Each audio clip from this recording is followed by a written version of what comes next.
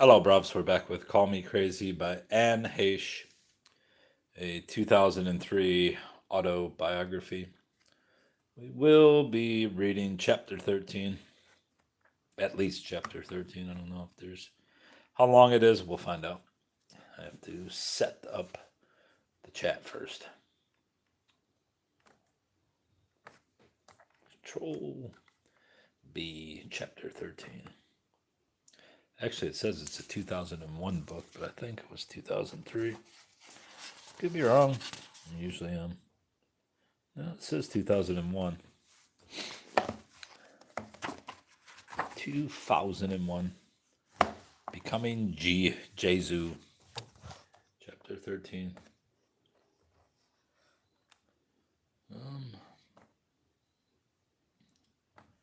Select. Anne Heche. Call me crazy. I ain't gonna call you shit, lady. The fuck was I using for this? I need to find that thing. I need to find it, bruv. Where is it? Anne Heche.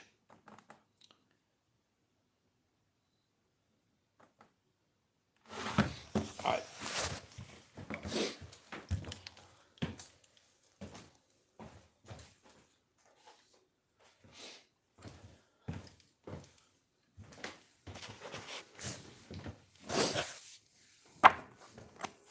Alright, bruv. Chapter 13 of this hideous book. Part 3, Becoming Jesus. Chapter 13, 12 days. The best thing about going crazy is you never know when it's going to happen, so you can't prepare yourself or be scared of it. Is this focusing? You can be casually walking down the street one day and whammo, it happens just like that. You're on the ground on all fours, straddling the curb of a Manhattan sidewalk in front of Ray's Pizza Parlor. You don't know what hit you. You look around for some sort of explanation. A bicyclist picking up their bike, a man gathering his briefcase, a woman dusting herself off, but there is nothing. There's only you, the curb, and a very strong premonition that God is talking to you. That's right, God is talking to you. You don't know if anyone else is hearing it, but from the continuous hustle and bustle, you gather that no one else is. You try to collect your legs from under your body and pretend you didn't just fall face first onto the ground. Hello, hello, you might call out while checking for broken bones. God, what the fuck was that? And like nothing you've ever imagined, God answers back, Yes, Anne? What? You asked, what the fuck? God, is that you? Yes, it is true. You search the skies for loudspeakers and see none. Jesus, I must be crazy. No, but you are Jesus. Now you get even more concerned about your mental health than mentioned before, oh God. That's right, Jesus, God, Anne. That's what you are, Anne. Jesus, God. You've got to be kidding me. Is this some kind of joke? No joke, Anne. You are God. Holy shit. Holy yes. Shit, no. I had seen crazy people talking to the sky and surrounding area before, and now I was one of them. It concerned me a great deal. I tried to cover my mouth and collect my thoughts. And there's the train. Let's let him sing.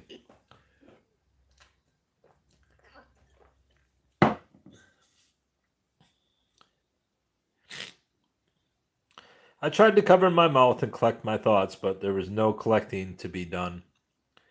The more I collected, the more I heard God. I don't understand what's happening right now, so if I could have a little break, that'd be great, God. No breaks anymore, Anne. Didn't you think there was a reason, a purpose to all the work that you've done? Yeah, so shit like this wouldn't happen to me. You wanted to be healed, find love. Well, you have. You're healed. You are love. Pure and simple and sent from above. You're telling me that I'm from heaven? That's right. Sent from above to find love?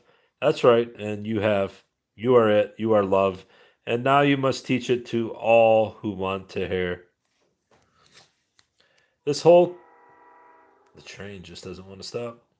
This whole conversation is sounding a bit crazy. I'll have you know, God. I don't want to be rude or anything like that because, after all, you are a God. But this is fucking whacked. I was now walking towards no particular destination, but I thought if I walked, God would go away and find a gutter somewhere. You can't get away from me, Anne. You are my daughter. I know you have felt like I have not been there for you, but you needed to find love in yourself before you could know who you are. I suddenly began floating about an inch off the ground. What's this? Some kind of goddamn trick? No trick, Anne, just you. I don't get it. Who am I? I started floating but kept walking. I figured if it looked like I was walking, no one would notice that I wasn't touching the ground. You are God, God in the flesh. I am God in spirit. And you're telling me that I am your daughter. That's right. Like Jesus was your son. That's right. I am the second coming. You are the second coming. But what about Jesus? I thought he was coming back. It wouldn't be very fair to have me be a male both times on earth, would it? Why not? Isn't that what the Bible says? The Bible was written by men, so it's prejudiced? Very. I've always wondered about that. I know, but I didn't come from a virgin. Neither did he. I always knew the Bible was full of it. That's really going to piss some people off. People believe what they want to believe, God said. Can't believe her agent encouraged her to publish this. You can say that again, I said. People believe what they want to believe, God said again. Thanks, God. You're welcome. I thought God was quite clever and enjoyable to talk with. I decided to walk with him for a while. So where's Jesus from? Heaven. Oh, I get it. Do you? Yeah, he's not from Mary. He's from heaven. Right, just like you. I'm not from my mother either. Exactly. I'm from heaven. You're beginning to get it now, Anne. God and I walked all day like that. Then we walked all night. He told me we were going to be together for 12 days straight. God needed me to know who I was. I had a lot to learn about being Jesus, and he was going to be my teacher. It's very difficult to describe the next 12 days of my life to you because I still don't know exactly how or why it happened to me. I only have my theories, which I will share.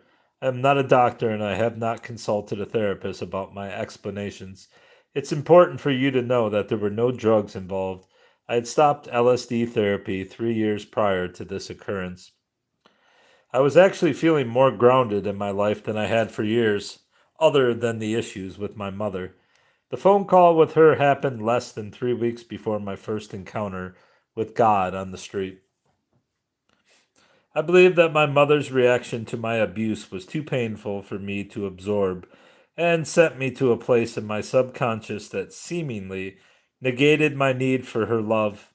I believe that my mind created a false reality that directly connected me with God. I believe that I connected with God because of my religious teachings about Him as a child. By receiving the love of God, I no longer focused on what I was lacking in my family. I was, as God told me, pure love sent from above to teach love.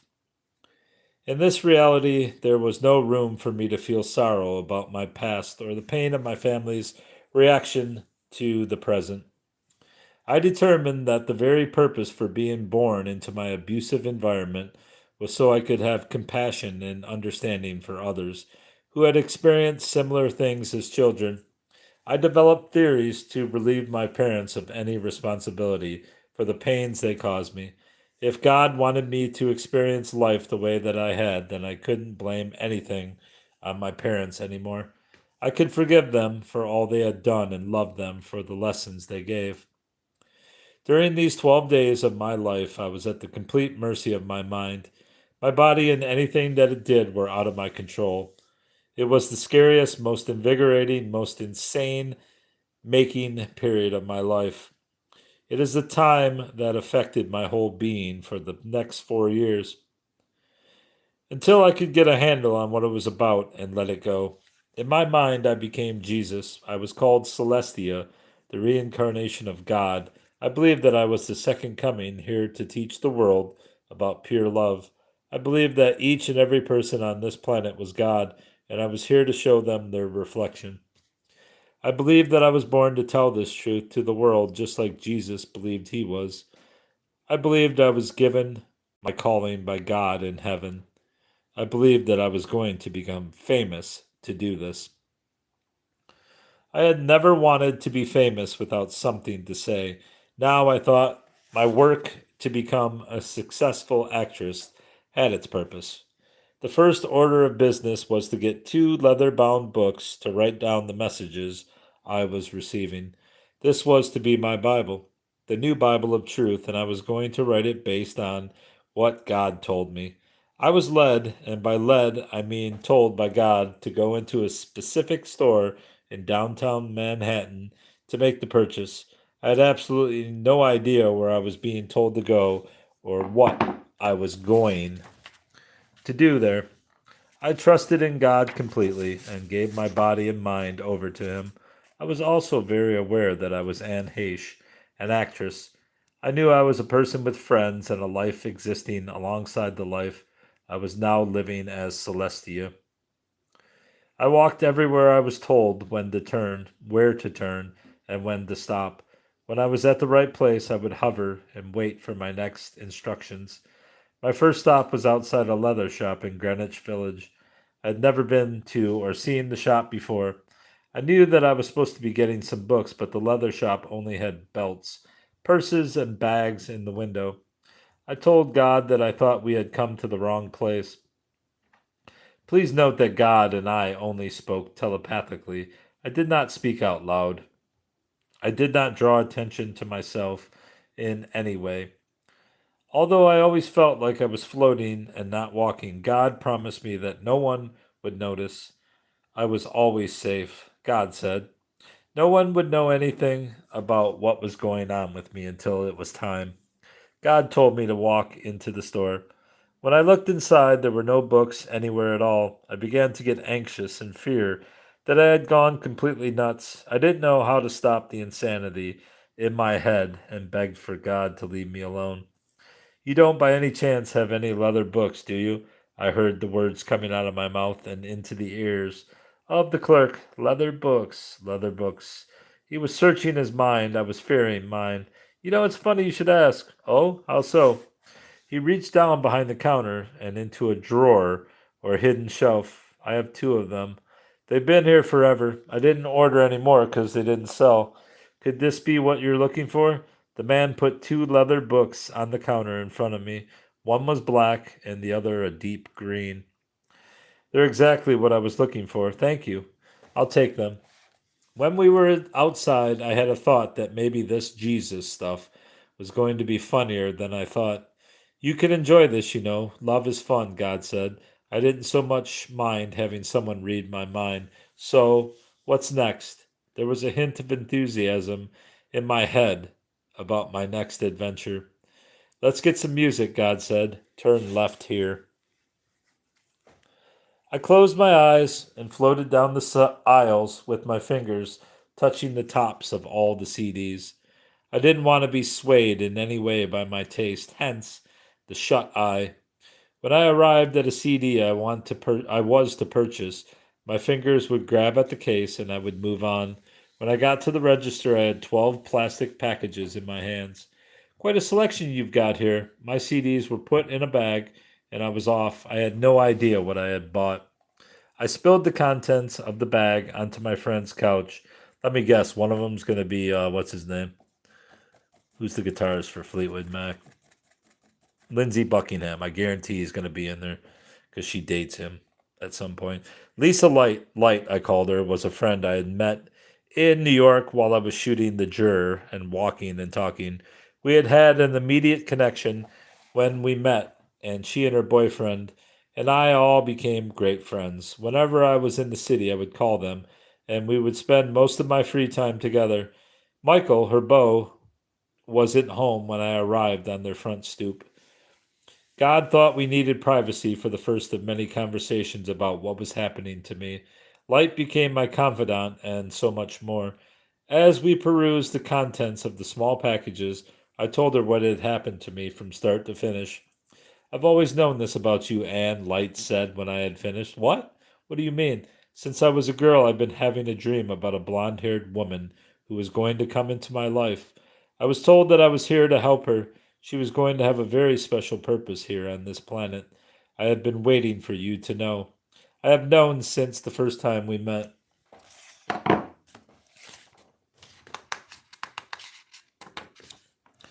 We had known each other now for about 3 years, and she had never mentioned a word. We had had many conversations about God and religion and belief. She was Jewish and her faith in God was strong. So you don't think I'm crazy? I don't think you're crazy at all. I will help you write the books. And what about the CDs? I asked. Why these? They tell the old story, she said. You are here to tell the new one. On every one of the CDs was some sort of religious iconography, some depiction of Jesus or Mary. There was a different selection from each type of music in the store, all with the same theme. I was holding Jesu, Joy of Man's Desiring, in my hand. This is unbelievable, was all I could think to say. I was exhausted and confused and scared. Take it slow, Celestia. You have 11 days ahead of you. Days became nights and nights became days. There was no clear distinction of time. I had a lot to learn about being God, and I was determined to learn my lessons well.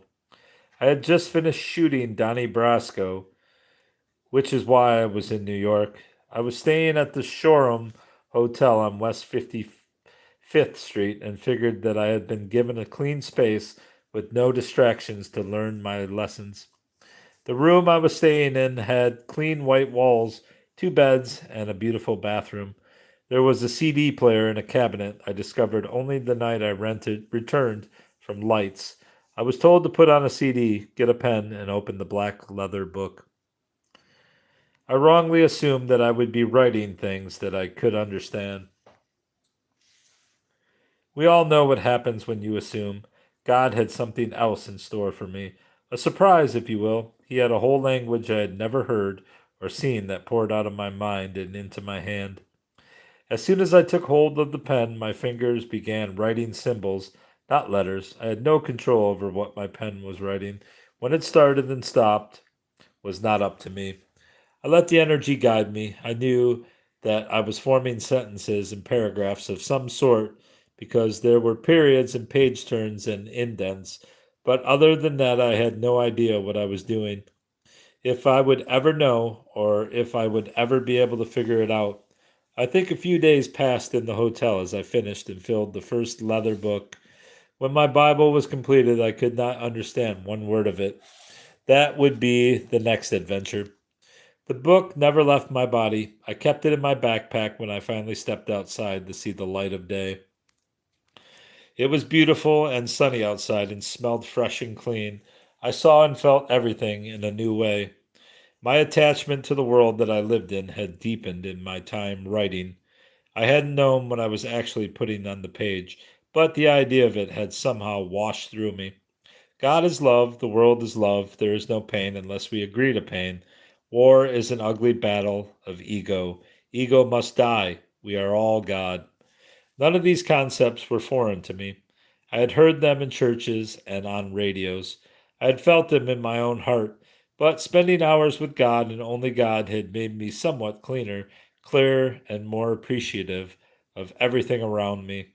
As I began looking at each element of the city, the buildings, the street signs, the people, the homeless, the shops, I began seeing the details of what each thing was made of. The materials, the cloth, the fabric, the colors, the eyes, the skin, the hair, and it all became of equal importance in my mind. The smaller the detail, the more it all made sense to me. We are all one thing. Without one thing, we cannot have another. As I took apart each thing to its barest minimum, I began hearing words for each of the things I was seeing. Words I had never heard before. A language was wafting through my ears. I took out my notebook and began writing. Cab equals such and such. Traffic light equals so and so. Person equals this or that. I was teaching myself and being taught a new language, a language of love. Everything in this language was equal. There was no gender, no lesser than or greater than. I walked the streets for a couple of days, absorbing and writing down everything that I could until I was sure I had it. How long does this chapter go? Not too much further. 10 pages or so. The language of love also had a sound. I would pronounce each word as I learned it and feel it trickle over my tongue. It was lovely. It was sweet to say in hair. It was calm and almost like a song, with beats and rhythm. It was light-hearted and jovial, pleasurable to the ear. I started to speak to God in this language. I would adopt this language as my own. Messages were coming to me all the time now, and sometimes I couldn't write them down as fast as I heard them. I needed help. I decided to teach Light the language so that she could write while I spoke. We began our sessions together by talking and translating the book. I was about halfway through my 12-day period when Light showed up with a badly twisted ankle. She could barely walk because of the swelling and was in a lot of pain. She didn't know if we would be able to do the session. We settled her onto the couch in my room and propped up her foot. You can heal it, I heard her say. Did you hear me? I was trying to ignore what I heard and grab for my pen and book. You can heal. You have the power. I know you do. The language was one thing, but healing another. I was scared that we were entering some territory that was too Jesus like. Was I supposed to think that I could do everything that Jesus did? Is this what she was trying to tell me? Yes, Anne, I heard God say, but the yes was now like a sound, more like a quee than a yes, but more like a musical note than a foreign sound. God also had another name. God was not God in our language, it was Queenus, and at least that's how we spelled it. It was the named representation of both the female and male in God. God is one, genderless God. O Queenus, Naka, Dun, Nata. Oh my God, I cannot do this. Ik, all not, Natra, Notra, Daska, Dan. It's too scary for me now. I was talking aloud to God so that Light could hear me. Bala. That was the word for baby. Ista, Forca, Dunna, Dal. It is your fortune to heal. Sunka Dorma, let it be. I cried at the thought of being able to heal another person. I had heard all of the stories from the Bible of Jesus and his powers, and certainly I thought it would be wonderful to be able to do such things. But even as the second coming herself, it seemed a bit lofty. Just try it, Light said. The worst that can happen is that we're wrong. Well, that seemed smart enough. I hadn't gone so far off my rocker that I wasn't able to hear some good old fashioned logic. I took her swollen ankle into my hands, closed my eyes, and began saying a prayer. As I was praying, my fingers started moving over her leg out of my control. I kept my eyes closed the whole time. I allowed my fingers to be led. I pressed places in her calf, on the bottom of her foot, and by her toes. I don't know how long I had my hands around her ankle, but when I opened my eyes, the swelling had gone down completely, and Light was able to walk with no pain. Senka, Forta, Ianca, Donst. Good fortune has been done. A director friend of mine invited me to his house for dinner. Ben was fantastic and funny and like a big cuddly bear. Going out in public was nothing less than frightening to me, but I figured I would trust Queenus that nothing was going to happen that wasn't safe. I showed up at Ben's house, got a quick tour, and we sat down to have an easy dinner together. I was relaxed and happy for the distraction. I wasn't getting messages or speaking funny at all and was glad about it. We were shooting the shit like friends do when all of a sudden the shit started shooting me. I began having visions of Ben and his wife sitting in the very places we were sitting having dinner.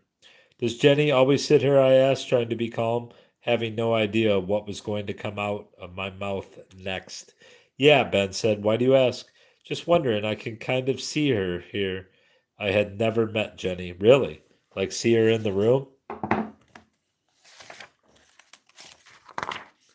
Yeah, sitting here talking to you. We were silent for a second, both of us smiling about Jenny. She has a great energy. Oh, Jenny's the greatest. You two would like each other, he said. You'll have to go out with us when she gets back in town. I'd love to, I said. You see things a lot, Anne? Never before, but I am now, for some reason. What else do you see?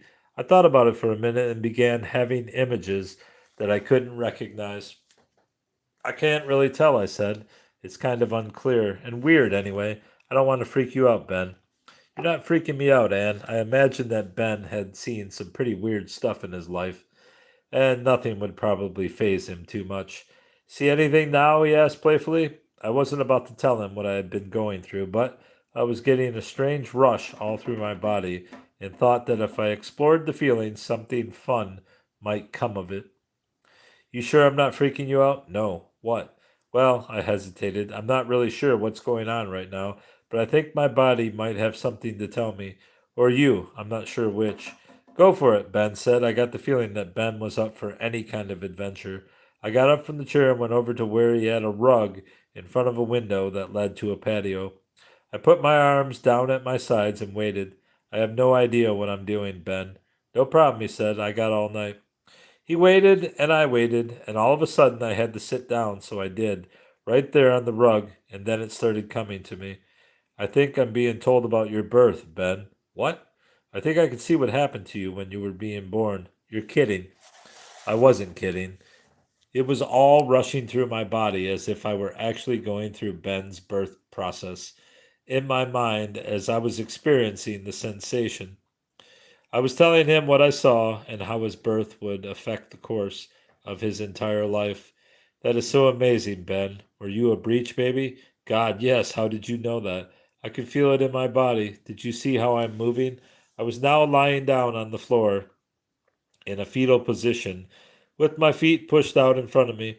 I was moving my body as if I were experiencing the contractions as he had when his mother gave birth to him. When a contraction would stop in my body would freeze, and I was able to tell him what information I had been given. You see, everything that happens to us in our life has already been determined before we come into this world, and we learn it as we are going through the birth process. Everything we feel or think we will already have been programmed into our brains as we're coming out of the canal. Our birth teaches us so that we're not overwhelmed by our lives. We feel elation, suffocation, contraction. I went through another contraction. My body acted like an antenna for the information I was giving him. We feel soothed, loved, choked. Fuck, this is so surreal feeling this in my body right now. What does it feel like? It feels like a smaller version of what your birth was. That's how I can tell how you were born. I don't know how I'm doing this. I really don't. Tell me more. What else do you see? You had a difficult birth. It was very painful for your mother. You heard her screaming and were scared that you were causing her pain, so you developed a highly sensitivity to women and always relate to them tenderly. It was hard for you to relate to women sexually in high school and college because you always wanted to take care of them. Jesus, that's so true. I experienced another contraction. I was now getting to the point when his head was about to come out and was feeling choked around my neck. I think your umbilical cord got wrapped around your neck, Ben. It did. My mother told me it did. Keep going. You were afraid to express yourself because of the trauma of not knowing what was going to happen to you. You felt choked, and because of this, you have always had a hard time expressing your feeling when with a woman. You take full responsibility for anything wrong and never want the woman to take any responsibility. Is that true, Ben? Ben told me it was true as he watched my body contract again. I could barely speak now. You have always wanted your mother not to feel guilty for what happened to you. She almost lost you, and you heard her screaming to get the cord off of your neck. You thought you did something to cause her all that pain, and you've been making up for it your whole life. As I finished speaking, it felt like the cord was cut from around my neck, and I felt like I pulled through a tight tunnel. My body fell limp on the floor. I was silent for a while and exhausted. Unfucking believable, Ben finally said. Fucking wild, Ben, I agreed. It was wild. Unfucking believably wild. I have never spoken to Ben about his birth, and unless he was completely bullshitting me, he probably was. I knew how he was born and how it affected his life patterns with women. Are you okay? Ben asked as he helped me rise and put his arms around me. Yeah, are you? Yeah, that was amazing to watch. I've never done anything like that in my life, Ben. We hugged and thanked each other for the experience. You want a beer? Ben asked. Sure. Thanks, Ben. I appreciate you.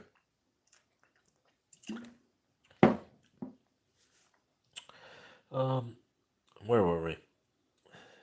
Please, I answered. You sure you're not freaked out? What's there to be freaked out about? It makes perfect sense. He handed me my beer. Cheers. We clanked glasses and went outside to stare at the moon. Anna and I threw our arms around each other before I could even get out of the car.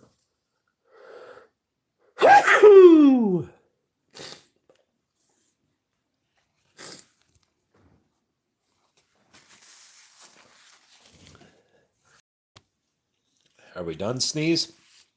It had been a long time. I knew that I needed to spend the last of my 12 days with her. She had a house in the peaceful woods outside of Manhattan where she would hibernate when she wasn't working on the soap. We went inside and sat in the coziness of her eclectic log cabin, and I told her my tale.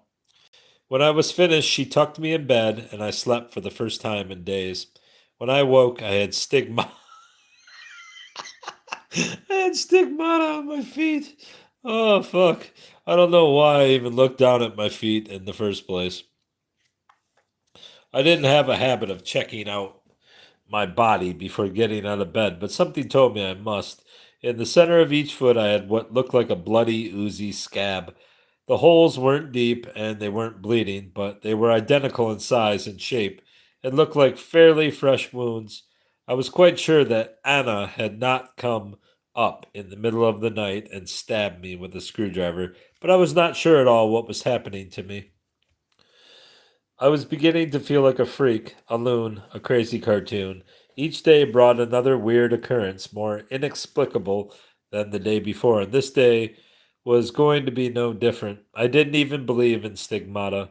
I thought it was a Catholic thing. I carefully put on my socks and went outside to Anna's back porch. I wanted to be in the soothing breeze of the trees, but was again thrown to my knees. Before I could scream. I can't take it anymore as loud as I wanted to. Sound started coming out of my mouth that that could only be described as operatic. I was singing opera or something like it. I went into a trance-like state for I don't know how long. Then the opera stopped. When it was over, I fell on the porch weeping. Anna had watched the whole thing and came rushing to my side. What is wrong with me, Anna? What the fuck is wrong with me? I don't know, sweetie. I don't know. Maybe there's nothing wrong with you. Maybe there's everything right with you.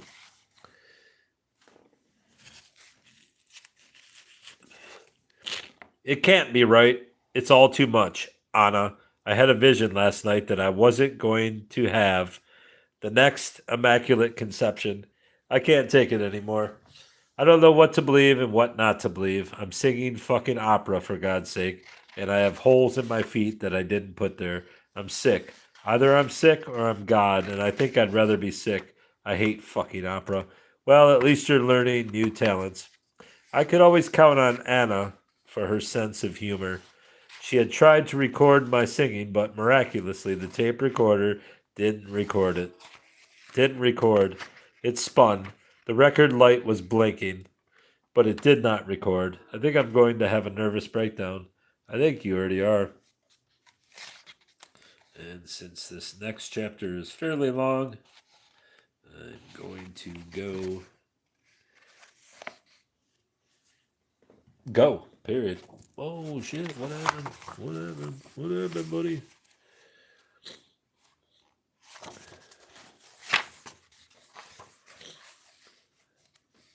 Chapter 14 awaits, but not now.